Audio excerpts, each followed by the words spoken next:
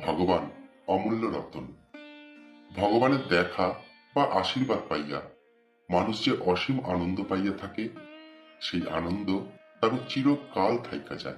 তারও আর কোনো কিছু চাইবারই থাকে না।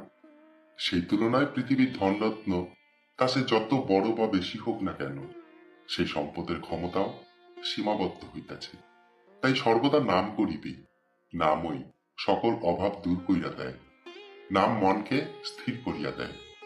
ভগবানের নামই সত্য, ভগবানের নামই শান্তি, ভগবানের নামই আনন্দ হইতেছে। তাই নামের আশ্রয় হইলে অপ্রাপ্ত কিছুই থাকে না, কোথাও তীর্থও যাইতে হয় না। যেই নাম সেই কৃষ্ণ। ভজন নিষ্ঠা করি, নামের সহিতে থাকেন আপনি শ্রীহরি। নাম সত্য, গোপাল গোবিন্দ।